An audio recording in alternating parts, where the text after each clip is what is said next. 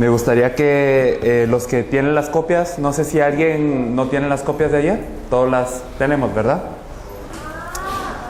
Estaríamos reanudando con la lección número 8, la lección 8 de las copias, titulada La fe de creer en Jesús como el Cristo.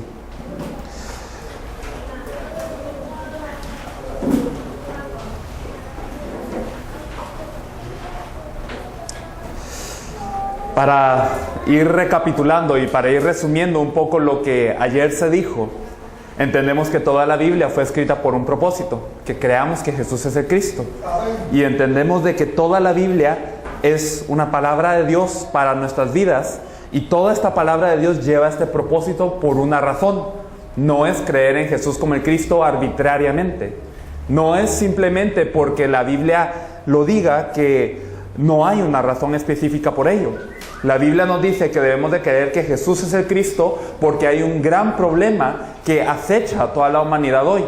Entendemos de que toda la humanidad fue hecha a la imagen de Dios, a la semejanza de Dios, pero que tener la imagen y la semejanza de Dios conllevaba gran bendición cuando el ser humano estaba con Dios.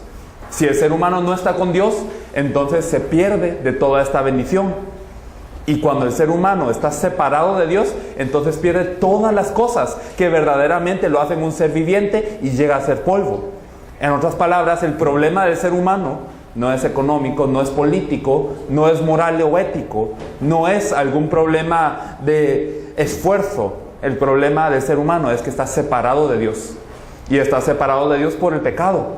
El pecado que reiteramos no es simplemente comportarse mal.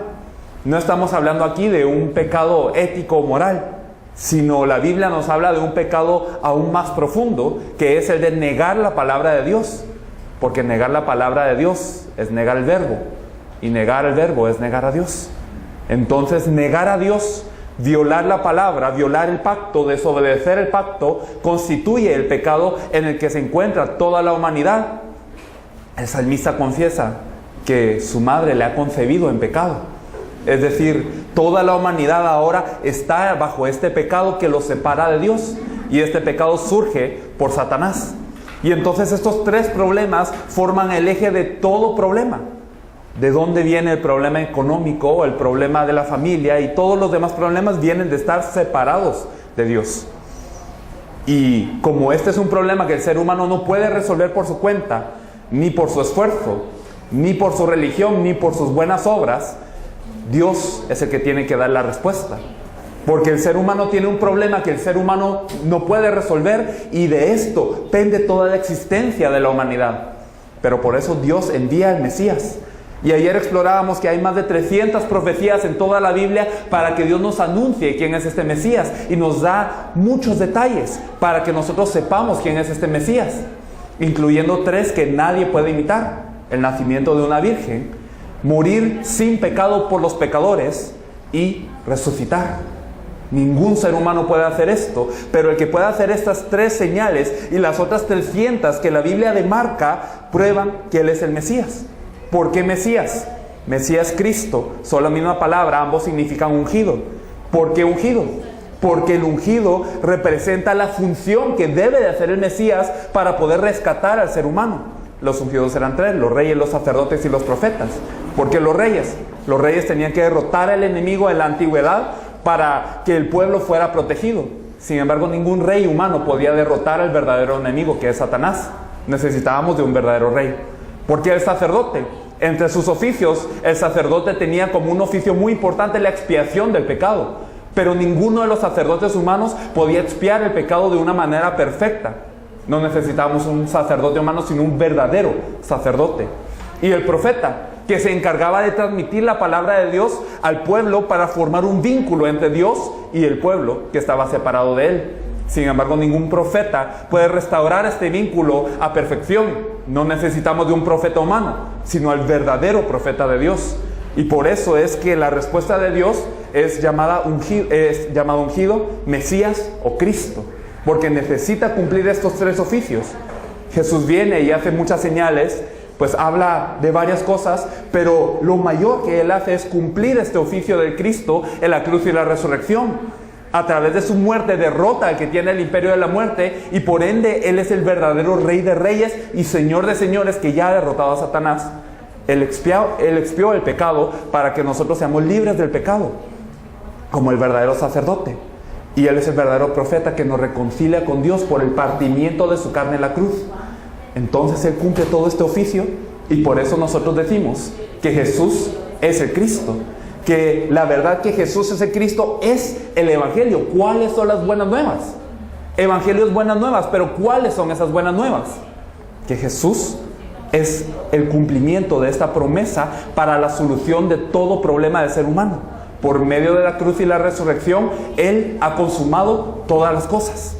Y entonces nosotros podemos llamarle Jesús Cristo. El asunto es que hoy la iglesia, aunque habla de Jesús, aunque habla de Cristo, ha perdido el contenido, ha perdido la fe de Jesús como el Cristo. Por eso es que hoy nos encontramos incapaces de poder vencer a las tinieblas, aunque se supone que debemos de salvar la zona en la que estamos. Generalmente esto no es posible, incluso para las iglesias más grandes. No se trata de tener una iglesia grande o pequeña.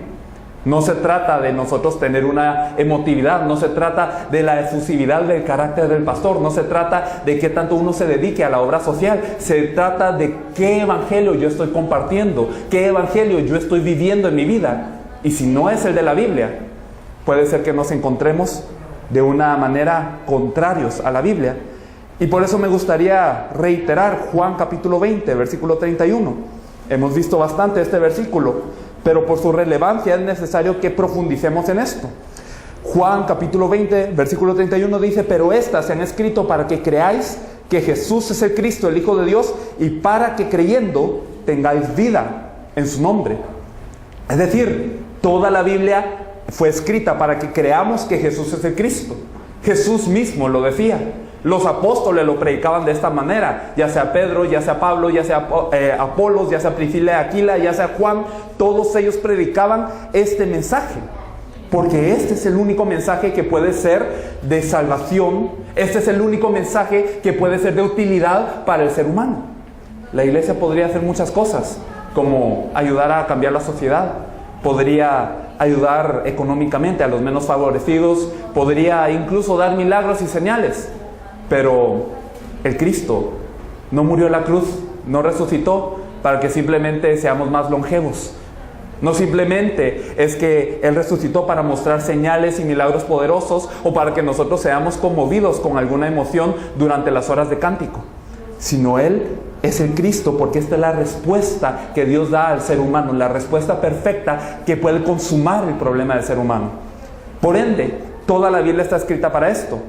Ahora hagamos la pregunta: entonces, ¿qué es lo que la iglesia debe de predicar?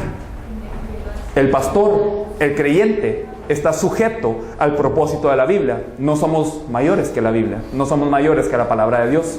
Por ende, entonces nosotros nos tenemos que alinear a lo que es el propósito de la Biblia, a lo que es el propósito de la palabra de Dios.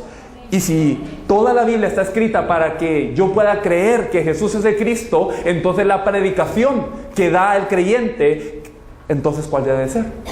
Que la gente crea que Jesús es el Cristo. ¿Qué debe de ser entonces el evangelismo de las personas? Debe de ser para que la gente pueda creer que Jesús es el Cristo.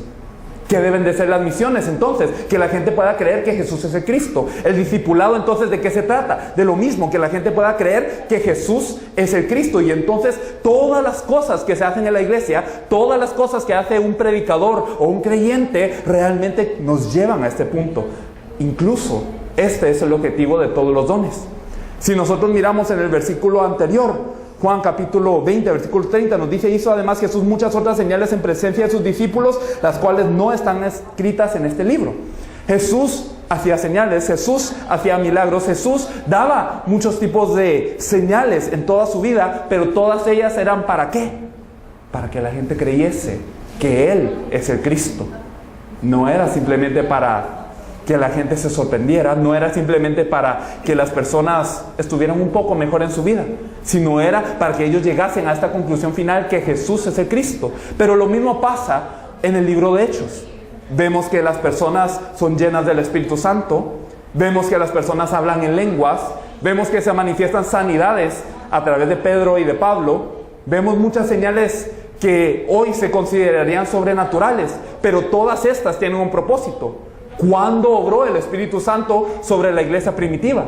Cuando era necesario anunciar el Evangelio de la Biblia, que Jesús es el Cristo. ¿Cuándo es que se manifiesta una señal? ¿Con qué propósito? Es para que la gente pueda creer que Jesús es el Cristo. ¿Cuándo la gente habló en lenguas?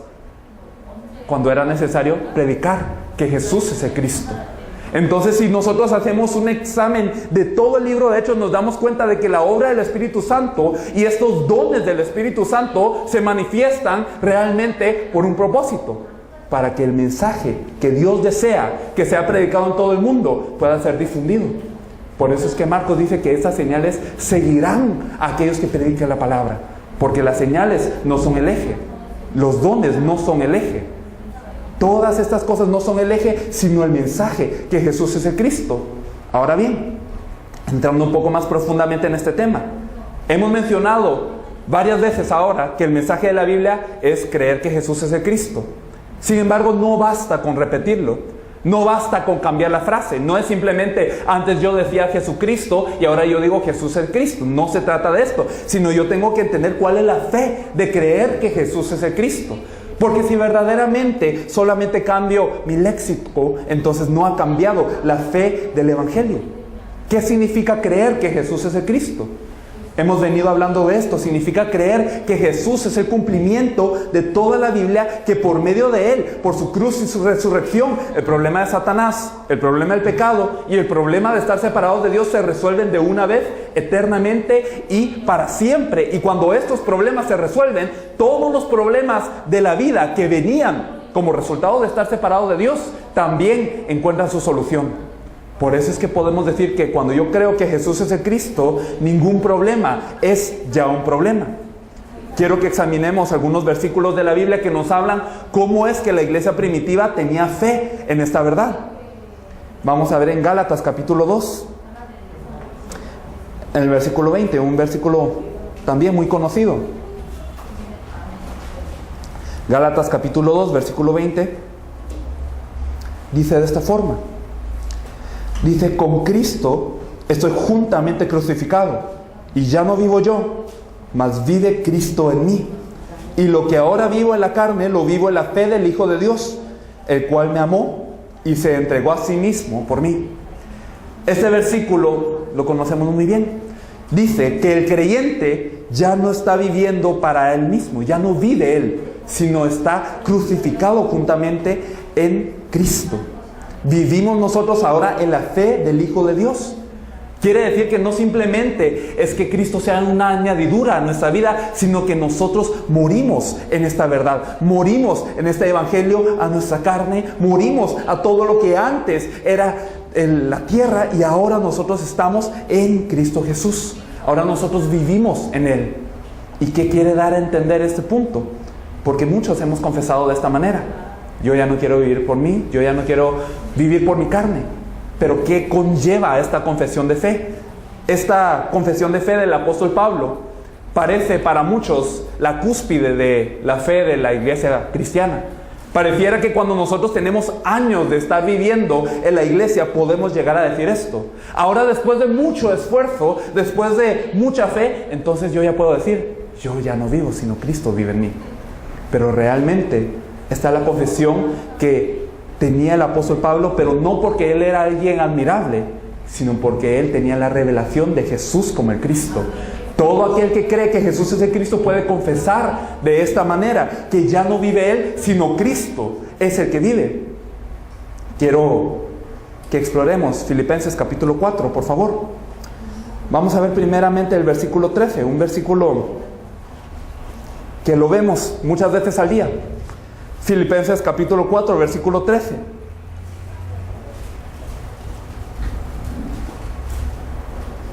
Filipenses capítulo 4, versículo 13 dice, todo lo puedo en Cristo que me fortalece. Un versículo que hemos escuchado y hasta los no creyentes se lo saben porque muchas veces lo repetimos. Pero este versículo de todo lo puedo en Cristo que me fortalece, ¿cómo es que la gente lo ha creído? Como yo estoy en Cristo, yo puedo cumplir mi sueño. Debido a que yo estoy en Cristo, Él me va a ayudar a cumplir mis metas. Él me va a ayudar con mis deseos. Y entonces cuando yo emprenda alguna empresa, entonces todo esto lo voy a poder hacer bien porque todo lo puedo en Cristo que me fortalece. Sin embargo, la fe de la iglesia primitiva no era una fe positivista. No era una fe que decía simplemente yo puedo lograrlo todo si yo pienso positivamente que Dios me va a apoyar. No era Dios va a cumplir el sueño y el deseo de mi corazón arbitrariamente. Vamos a ver los versículos anteriores para poder tener un poco de contexto. Filipenses capítulo 4, versículo 11 y 12 dicen: no lo digo porque tenga escasez, pues he aprendido a contentarme cualquiera que sea mi situación. Sé vivir humildemente y sé tener abundancia. En todo y por todo estoy enseñado, así para estar saciado como para tener hambre, así para tener abundancia como para padecer necesidad. Y después de esto él dijo: todo lo puedo en Cristo que me fortalece. Es decir, la fe en Cristo que tenía Pablo, aquí él está escribiendo no en un lugar cómodo. Él está escribiendo esta epístola a la cárcel. Y aún en la cárcel, un lugar que era estrecho, un lugar en donde él no tenía comodidad, un lugar en donde él podía parecer que había perdido todas las cosas, él dice: esto no es mi problema. Es que yo sé vivir en la escasez. Yo sé vivir en esta situación. Incluso puede ser que yo tenga hambre, pero ese ya no es mi criterio de vida. Muchos cristianos hoy piensan: cuando yo estoy bien económicamente, cuando yo estoy bien de salud, cuando yo estoy bien en todas las situaciones humanas, entonces Dios está conmigo. Pero si de repente tengo algún problema, de repente yo tengo alguna situación en mi vida, entonces quiere decir que yo pues no estoy con Dios o necesito esforzarme más. Pero la fe de la iglesia primitiva no era esta, sino que él decía: yo puedo tener escasez o puedo tener abundancia. Yo puedo estar en riqueza o puedo estar en pobreza. Pero ese ya no es mi criterio. Eso ya no es lo que yo veo. Eso ya no es mi estándar. Mi estándar es: ¿estoy en Cristo o no estoy en Cristo? ¿Será que yo estoy con Dios o no estoy con Dios? ¿Y cómo puedo estar seguro de que estoy con Dios? Cuando he creído en aquel a quien Él ha enviado. Entonces puedo estar seguro de que Jesús es el Cristo y por tanto yo estoy con Dios. Y entonces todo lo puedo en este Cristo, porque este Cristo en sí me fortalece. Porque este Cristo es aquel que es mi roca. Yo no tiemblo cuando yo estoy con Cristo. Y todo lo que me pueda pasar, yo lo puedo tolerar. Incluso lo malo, todo lo puedo significa incluso lo malo, incluso lo despiadado, incluso todo esto que me va a hacer caer, yo lo puedo, porque este Cristo me fortalece. Ahora bien, esto no está hablando simplemente de un estilo de vida de los apóstoles. No simplemente está hablando de que ningún problema ya importa y yo ya soy un conformista que puedo dejar de preocuparme por la situación. Si nosotros vemos, por favor, 2 Corintios capítulo 5. 2 Corintios capítulo 5, versículo 15 en adelante. 2 Corintios capítulo 5, versículo 15 en adelante dice: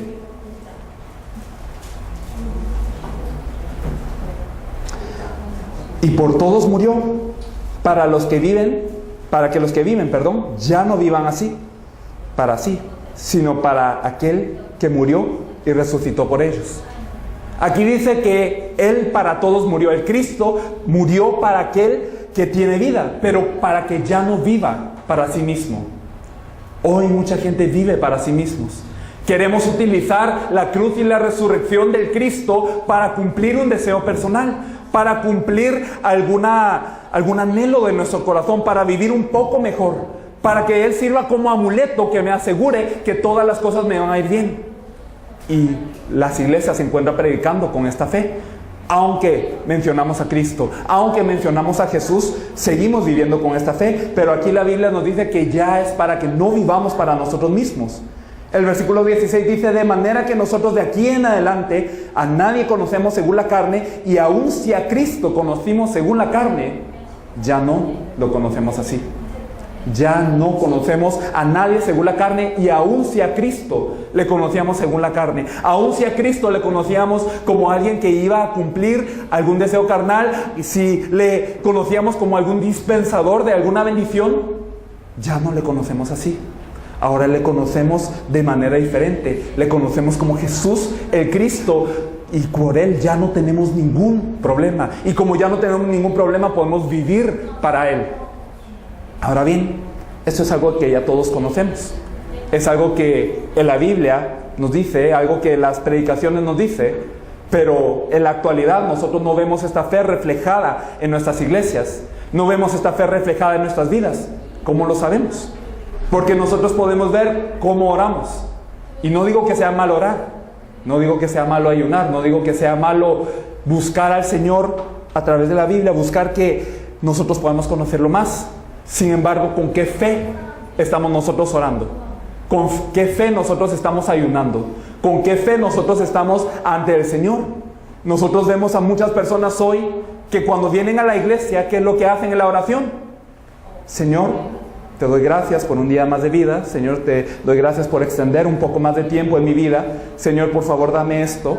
Señor, por favor, dame lo otro. Señor, por favor, dame salud. Bendice a mi empresa, bendice a mis hijos. ¿Verdad? Y entonces vemos a las otras religiones orar. ¿Y qué es lo que ellos oran? Gracias por un tiempo más. Ahora, por favor, bendice a mi familia, bendice mi salud, bendice mi empresa. Vemos que los católicos oran así. Vemos que los musulmanes oran así.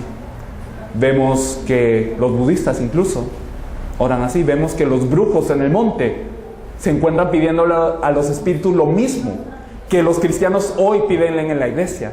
Entonces vemos que la fe del cristiano, a pesar de que la Biblia dice que ya no vivimos por nosotros, a pesar de que la Biblia dice que nuestro estándar ya no son las cosas del mundo, a pesar de que la Biblia dice que ya todo lo podemos en Cristo que nos fortalece y que ya no vivimos por la carne, nos encontramos viviendo de la misma manera que las demás religiones. Nos encontramos pidiendo a Jesús como si Él fuera un ídolo más.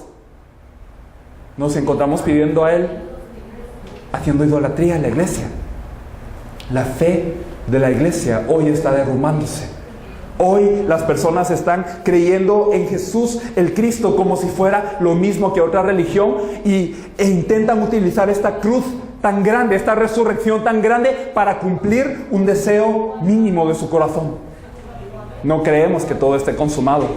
Creemos que necesitamos algo más todavía. Creemos que la cruz y la resurrección no han sido suficientes para nuestra vida y todavía creemos que con nuestra oración debemos de obtener algo más. Y esa es la fe en la que vivimos hoy. Una fe contraria a lo que dice la Biblia. Una fe contraria a lo que dice que verdaderamente es la iglesia. Y esto es lo que hoy vemos en la iglesia. Pero bien, toda la Biblia nos dice que cuando creemos que Jesús es el Cristo, entonces todo está resuelto. Que ya no somos atados por los problemas de la vida, sino que nosotros nos encontramos en la verdadera salvación.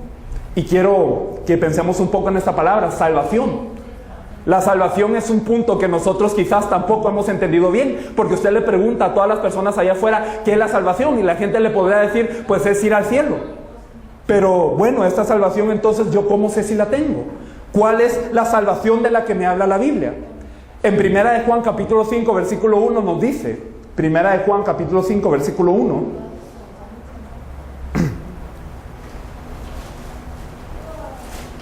Primera de Juan capítulo 5 versículo 1 dice: todo aquel que cree que Jesús es el Cristo es nacido de Dios, y todo aquel que ama al que engendró, ama también al que ha sido engendrado por Él. Todo aquel que cree que Jesús es el Cristo es nacido de Dios. ¿Y qué es ser nacido de Dios? Es ser un hijo de Dios. ¿Y qué es ser un hijo de Dios? Es ser salvo. ¿Se acuerdan de esta ocasión en donde había un maestro de la ley? Un hombre que conocía toda la Biblia de una manera tan exacta que era reconocido entre los fariseos como alguien muy grande. Un hombre llamado Nicodemo. Y este Nicodemo viene con Jesús y le pregunta: ¿cómo yo conozco, maestro, que tú estás con Dios? ¿Cómo puedo hacer estas obras? Tiene un diálogo con Jesús, pero la conclusión de Jesús es: aunque tú tengas mucho conocimiento de la Biblia, aunque tú sepas muchas cosas, aunque estés haciendo las cosas que según tu creencia pueden agradar a Dios, te es necesario nacer de nuevo.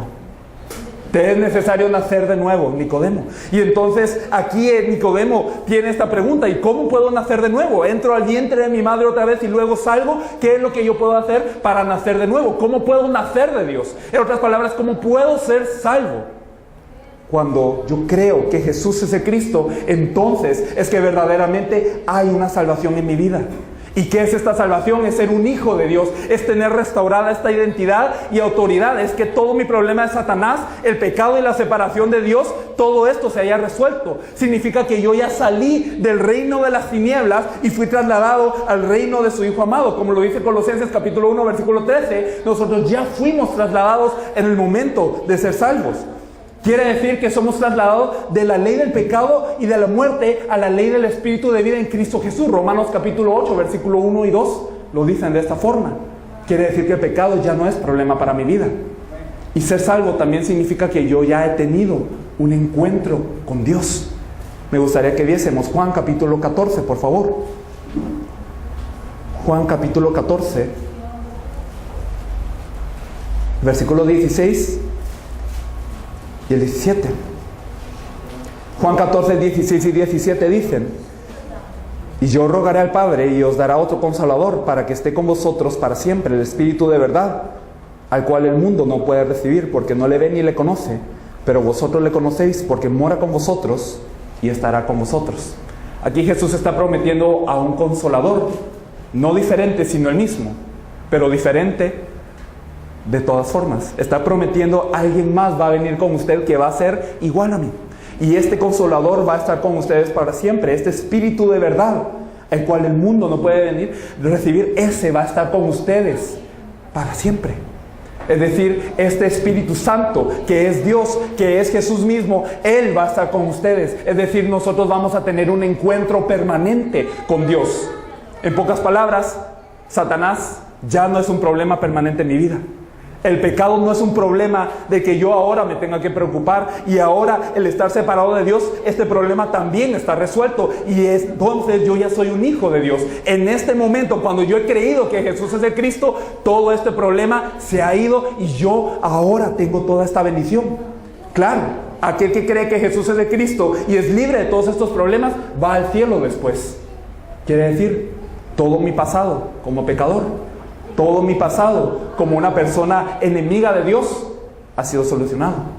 Mi presente, puede ser que yo haya estado errante, puede ser que yo haya estado en tinieblas, pero ahora, cuando yo he creído que Jesús es de Cristo, soy nacido de Dios y Dios se encuentra conmigo. Mi presente está solucionado. Y mi futuro, sea lo que pase, pase lo que pase, pues tengo un futuro garantizado. Tengo entrada al reino de los cielos por Cristo Jesús. Mi futuro está solucionado. Entonces la salvación significa que todo este problema verdaderamente haya la solución, pero en una respuesta, en Jesús como el Cristo. Ahora bien, la pregunta es: ¿soy salvo? ¿O la iglesia es salva? ¿Barranquilla es salva? ¿Las personas que yo conozco que confiesan el nombre de Jesús son salvas? Y me gustaría ver algunos ejemplos de la Biblia.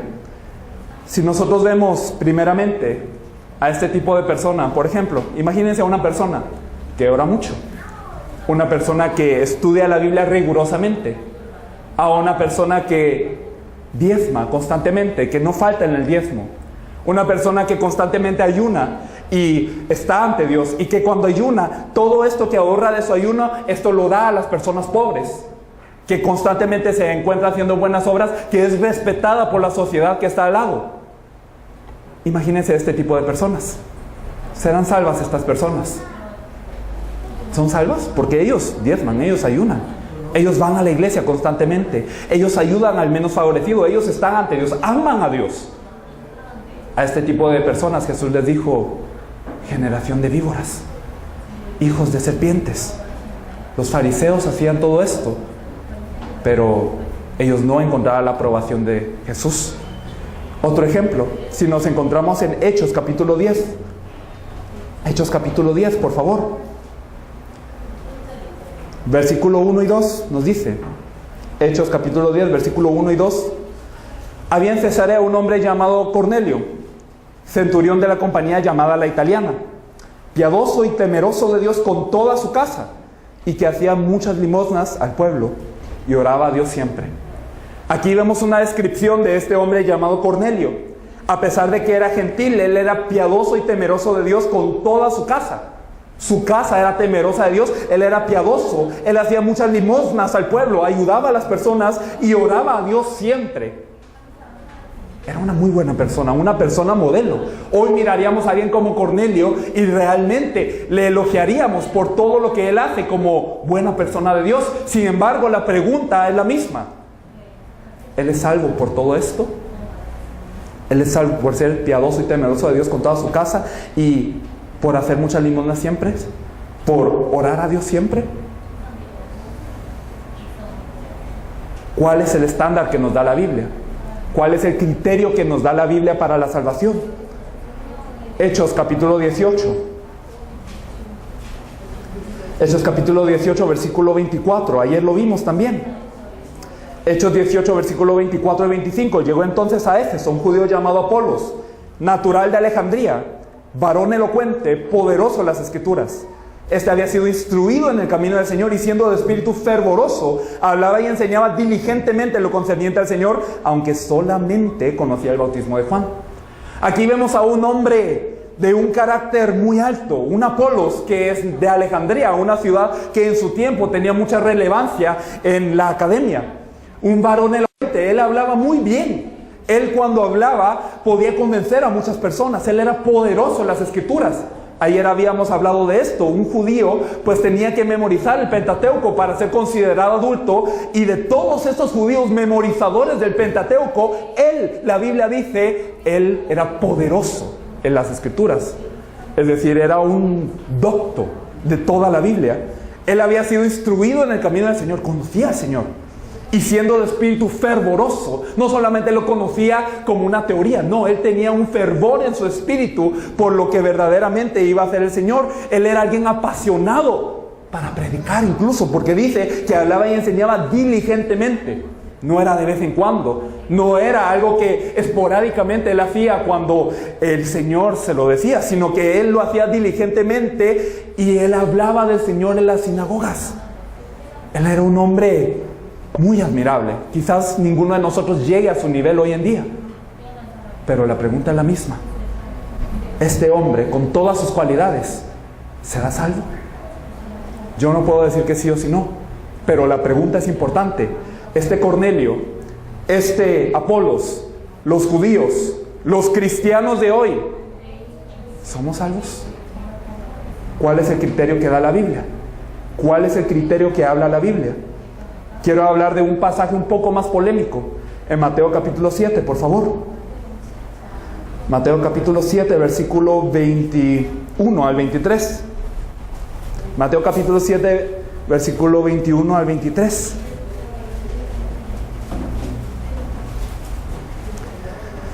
Dice la Biblia: no todo el que me dice, Señor, Señor, entrará en el reino de los cielos, sino el que hace la voluntad de mi Padre que está en los cielos. Muchos me dirán en aquel día: Señor, Señor, ¿no profetizamos en tu nombre? Y en tu nombre echamos fuera demonios y en tu nombre hicimos muchos milagros. Y entonces les declararé: nunca os conocí, apartados de mí, hacedores de maldad. Este pasaje realmente es algo que tenemos que considerar seriamente. Cuando leemos la Biblia solemos pensar: esto es para las personas de allá afuera. Este pasaje es para aquel fulanito que yo sé que, aunque está en la iglesia, es hipócrita. Solemos pensar: este pasaje no es para mí, no es para mi vida. Pero todos estos pasajes son para nosotros, son para el creyente. ¿Y qué dice este pasaje? Dice: no todo el que me dice Señor, Señor entrará en el reino de los cielos, sino el que hace la voluntad de mi Padre que está en los cielos. Y muchos me dirán en aquel día: Señor, Señor. Entonces en este tiempo en donde perseguían a Jesús por él, porque le llamaban Señor, en este tiempo esta gente le decía Señor. Es decir, reconocían a Jesús como alguien importante en sus vidas. Reconocían que Jesús no era un simple hombre. Le decían Señor, Señor, Señor. ¿No profetizamos en tu nombre? Usaban el nombre de Jesús, hablaban en el nombre de Jesús. ¿Y en tu nombre echamos fuera demonios? No era cualquier tipo de gente, no era cualquier predicador, sino que era gente que echaba fuera demonios. Y ustedes entienden que para echar fuera demonios no es cualquier persona la que lo hace. Echaba fuera demonios en el nombre de Jesús esta gente. Y en tu nombre hicimos muchos milagros. No un milagro, muchos milagros. En el nombre de Jesús. Todo esto lo hacían ellos. Todo esto será malo. Porque Jesús les dice: apartados de mí, hacedores de maldad. ¿Cuál es la maldad que ellos hicieron? ¿Acaso profetizar en el nombre de Jesús es maldad? ¿Acaso llamarle Señor es maldad? ¿Acaso echar fuera un demonio es maldad? ¿Acaso hacer milagros es maldad? Nosotros sabemos entonces que hay un punto más profundo al que tenemos que llegar. Es que lo que pasa es que no todo el que profetiza verdaderamente está haciendo la voluntad de Dios. No todo aquel que está echando fuera un demonio lo está haciendo por la voluntad de Dios, según este pasaje. No todo aquel a quien le ocurre un milagro lo hace siguiendo la voluntad de Dios. Y entonces llega hasta el tal punto en que Jesús les dice: no simplemente nunca os conocí. Quiere decir que Jesús, cuando fue invocado su nombre, no era que simplemente estos milagros, estos demonios que eran echados fuera, no era que pasaran en algo que Jesús conociera. Nunca os conocí. Apartados de mí, hacedores de maldad. Hacedores de maldad. ¿Qué pasaría si nosotros llegamos ante el trono y esta fuera la respuesta que escuchásemos? Terrible. Y por eso yo me pongo a pensar siempre que leo este pasaje: Señor, entonces, ¿por qué estás diciendo esto? Echar fuera demonios no es maldad, hacer milagros no es maldad, hablar en el nombre de Jesús no es maldad. Entonces, ¿cuál es la maldad de estos hombres? ¿Qué es lo que el Señor está diciendo? Esto es maldad, la maldad que tú has hecho. El versículo 21 nos da una pista. No todo el que me dice Señor, Señor entrará en el reino de los cielos, sino aquel que hace la voluntad de mi Padre que está en los cielos. La voluntad de mi Padre que está en los cielos. O sea que estos hombres, a pesar de decir Señor, Señor, a pesar de hacer todas esas cosas, lo estaban haciendo fuera de la voluntad del Padre que está en los cielos. ¿Se acuerdan de un hombre llamado Seba?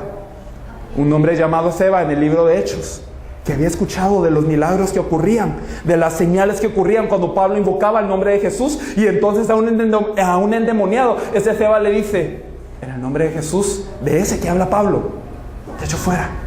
¿Y el demonio qué dice? A Pablo conozco, a Jesús también, pero no sé quién eres tú. Y viene y se arremete contra este Seba. ¿Qué significa?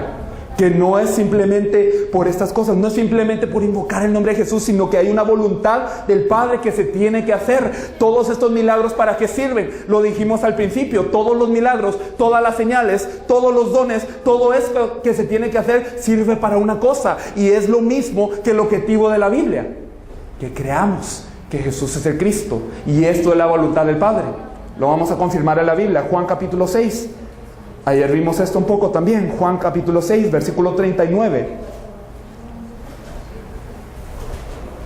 Juan capítulo 6, versículo 39 y 40.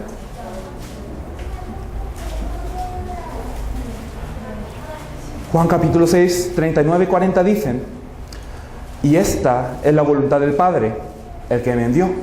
¿Y cuál es esta voluntad del Padre? La que Jesús dijo: solamente aquel que haga la voluntad de mi Padre entrará en el reino de los cielos. ¿Cuál es la voluntad del Padre entonces? Dice: esta es la voluntad del Padre que me envió, que de todo lo que me diere no pierda yo nada, sino que lo resucite en el día postrero.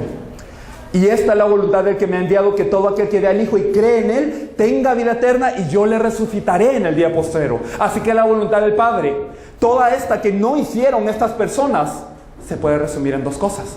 Primeramente, creer en aquel Hijo a quien Dios ha enviado. ¿Y quién es este Hijo? Jesús el Cristo. Creer que Jesús es el Cristo, creer en Jesús como el Cristo. Reiteramos, no como un Juan Bautista, no como un Elías, no como un Jeremías, no como alguno de los profetas, sino como el Cristo. Y creer que Él es el Cristo significa creer que todo el problema del ser humano espiritual y todos los problemas que esto conlleva han sido ya consumados. Y cuando yo creo que Jesús es el Cristo, ¿qué pasa? Yo tengo la respuesta de mi vida, y entonces puedo cumplir esta segunda parte de la voluntad del Padre, que dice que de todo lo que me diere no pierda yo nada, sino que lo resucite en el día postrero. Entonces la voluntad del Padre no simplemente es que nosotros creamos, sino que también hay una labor para hacer: que ninguno de lo que les es dado del Señor se pierda, ¿Y cómo va a pasar esto?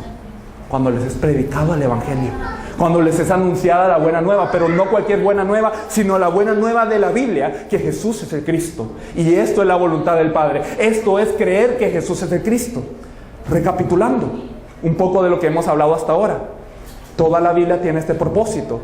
Todos los dones, la obra del Espíritu Santo, todas las predicaciones, todas las misiones, todo el evangelismo, todo lo que conlleva la Biblia tiene el mismo objetivo: creer que Jesús es el Cristo y que la gente crea que Jesús es el Cristo. Nosotros vemos a varias personas en toda la Biblia que han creído que Jesús es el Cristo, y ellos confiesan: lo material no es mi criterio, mi situación no es mi criterio, mi problema no es mi criterio es: ¿estoy con Dios o no estoy con Dios? ¿Y cómo sé si yo estoy con Dios? Cuando yo creo que Jesús es el Cristo. Entonces Pablo confesaba: todo lo puedo en Cristo que me fortalece, y yo ya fui crucificado y yo ya no vivo, sino Cristo es el que vive en mí. Entonces ellos podían confesar esto como una confesión verdadera. Sin embargo, habían personas en este Nuevo Testamento que hemos explorado, los judíos. Podemos ver también a Cornelio, a Apolos, personas de gran calibre, personas de gran preparación, personas con una vida de fe y una dedicación al Señor impresionantes, pero les faltaba una cosa. Pero el hecho de que les falte una cosa no es que simplemente les falte una cosa. De 100 cosas, que yo tenga 99 y que me falte una. Este no es el caso. Si me falta el Evangelio de la Biblia, que Jesús es el Cristo, es como si no tuviese nada. Un ejemplo muy claro podría ser este. ¿Qué pasa si hay un futbolista? Un futbolista que es muy apuesto, un futbolista que es muy bueno para vestirse, un futbolista que maneja muy bien, un futbolista que tiene muy buenas relaciones interpersonales. Es perfecto este futbolista, pero hay una cosa que no puede hacer: jugar fútbol. Imagínense que este sea el caso: un futbolista que no puede jugar fútbol, o un panadero que no puede cocer pan, o imagínense a un mecánico que no puede arreglar máquinas, o imagínense a un cristiano que no conoce que Jesús es el Cristo. ¿Será simplemente que le falta una cosa? ¿Será que simplemente le ha faltado una cosa de todas las cosas que ha hecho bien? ¿O será que no tiene nada? Eso es lo que pasa con la iglesia hoy. Entonces entendemos que cuando yo creo que Jesús es el Cristo, yo soy salvo. Y la salvación no simplemente representa que yo algún día me vaya al cielo, sino representa que todo problema del pasado, todo problema del presente y todo problema del futuro, yo ya tengo una solución para eso, que es el Cristo. Entonces yo ya no estoy atado a mis propios deseos, yo ya no estoy atado al mundo para solucionar los problemas, sino que yo ya puedo vivir por la voluntad de Dios. Porque si antes yo conocía a todos según la carne, y aún si a Cristo conocía según la carne, ya no lo conozco así. Y entonces, ¿cuál es la voluntad de Dios? Acabamos de leerlo. Primeramente, creer que Jesús es el Cristo y participar del plan de salvación que Dios tiene para esta época. ¿Qué pasa si yo creo que Jesús es el Cristo? Mateo capítulo 16, versículos 18 al 19. Me gustaría que me acompañasen a esto. Mateo capítulo 16, 18 a 19 nos dicen: y yo también te digo que tú eres Pedro, y sobre esta roca edificaré mi iglesia, y las puertas del Hades no prevalecerán contra ella. Y a ti te daré las llaves del reino de los cielos, y todo lo que atares en la tierra será atado en los cielos, y todo lo que desatares en la tierra será desatado en los cielos. Esta es la gran bendición que Dios le da cuando Pedro confiesa: tú eres el Cristo, el Hijo del Dios viviente. Entonces Jesús derrama toda bendición sobre Pedro, hasta tal punto en donde Él le dice: Pedro, es que tú eres la roca, y sobre esta roca yo lo voy a edificar mi iglesia. Y no sobre Pedro el hombre, no sobre el individuo, sino que sobre la confesión de fe, sobre esto que Pedro estaba confesando, sobre la fe que Dios le había revelado. Esto va a ser la roca de la iglesia. Esta confesión que Jesús es el Cristo. ¿Y qué pasa si la iglesia está edificada sobre esto? Las puertas del Hades no van a prevalecer, las puertas del Hades no van a ganar. Y dice: y a ti te daré las llaves del reino de los cielos. Y no quiere decir simplemente que nuestras oraciones van a ser contestadas. ¿Qué significa tener las llaves de algo? Si yo tengo las llaves de su casa, ¿qué significa? Que yo tengo acceso a todo en su casa. Perdón, que esa casa ya es mía prácticamente. Y eso, el cielo le estaba siendo dado a Pedro. ¿Pero por qué? Porque Pedro había tenido la revelación de lo más importante que nosotros podemos conocer y creer: que Jesús es el Cristo. Y Jesús lo considera algo tan grande que le da todo el cielo. Que le da todo el cielo. Esa es la bendición que viene sobre aquel que cree que Jesús es el Cristo. Y si yo ya tengo todo esto, ¿necesito algo más? ¿Necesitaré rogar por una enfermedad? ¿Necesitaré rogar para que mi economía mejore? ¿Necesitaré estar haciendo esfuerzos para que mi iglesia se avive? ¿Necesitaré hacer tantas cosas que el mundo hoy hace a pesar de haber recibido esta bendición tan grande?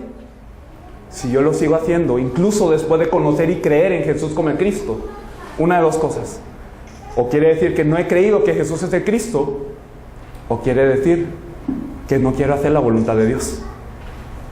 La voluntad de Dios es una. Él ha resuelto todos los problemas, pero ¿para qué?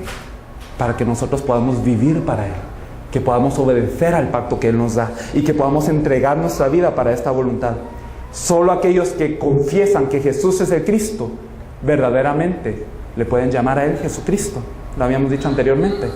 Es diferente cuando yo digo Jesucristo simplemente, que cuando este contenido, cuando esta verdad es revelada a mi vida y viene a mí como fe, y después yo digo, yo creo en Jesús Cristo, en Jesucristo, porque he creído que Jesús es el Cristo.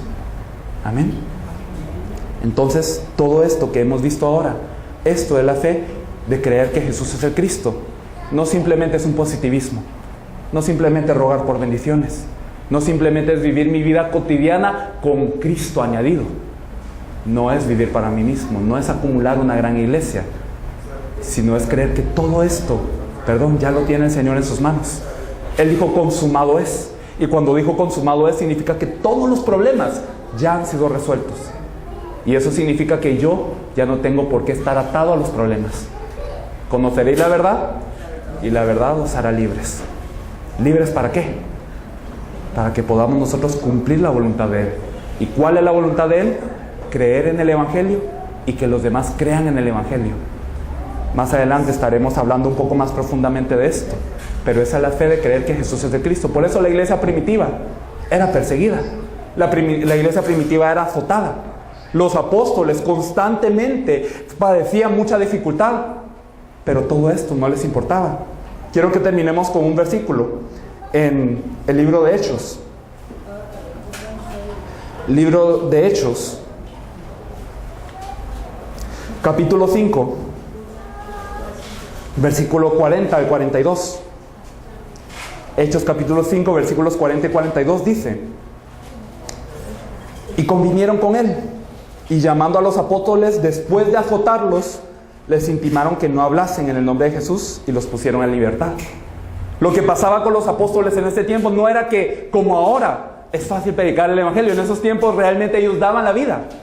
No todos los apóstoles venían de diferentes trasfondos, y todos los creyentes venían de diferentes trasfondos. No todos tenían dinero. Es más, la mayoría podía ser socialmente menos favorecida. Ahora ellos eran perseguidos por la autoridad más grande que había en ese momento. Ellos eran azotados físicamente, padecían todo esto. Y aquí nos dicen que después de azotarlos, les dijeron: ya no hablen de esto, ya no pueden hacer todo lo que quieran, pero no hablen de este nombre, no hablen de quién es Jesús. Pero ¿qué pasa con los apóstoles? Versículo 41. Y ellos salieron de la presencia del concilio. ¿Cómo? Afligidos, quejándose de que el sistema es muy difícil, de que es bien difícil evangelizar este país, de que nos persiguen y de que nos oprimen. No, gozosos de haber sido tenidos por dignos de padecer afrenta por causa del nombre. Ellos entendían que todo problema no era problema, y entendían que por esta situación su vida era para una cosa, que su ánimo era para una cosa, que cada respiro que ellos daban era para una cosa. Ellos eran tenidos por dignos de padecer afrenta por causa del nombre, y se gozaban de eso. ¿Y qué es lo que hacían después? Y todos los días, en el templo y por las casas, no cesaban de enseñar y predicar. ¿A quién? A Jesús Cristo. Amén. Esto es la fe de aquel que cree en Jesús como el Cristo, y solamente ellos pueden llamarle a Él Jesucristo. Amén. Vamos a orar. Señor, te agradecemos porque en este tiempo nos bendices. Te agradecemos porque permites que en este tiempo de la mañana se comparta tu palabra. Señor, anhelamos que tú traigas un espíritu de revelación a todas las personas que están aquí, a los que te place. Señor, utilízalos y levántalos porque Barranquilla necesita conocer el Evangelio. Nosotros necesitamos más cada día de conocer el Evangelio, Señor. Señor, en este momento nos entregamos a ti y que todo este tiempo sea para ti. Te damos toda la gloria y toda la honra, Señor. Permite que este tiempo sea de utilidad para la evangelización de Colombia y todo el mundo. Te agradecemos y oramos en el nombre de nuestro Señor Jesús, quien es el Cristo. Amén.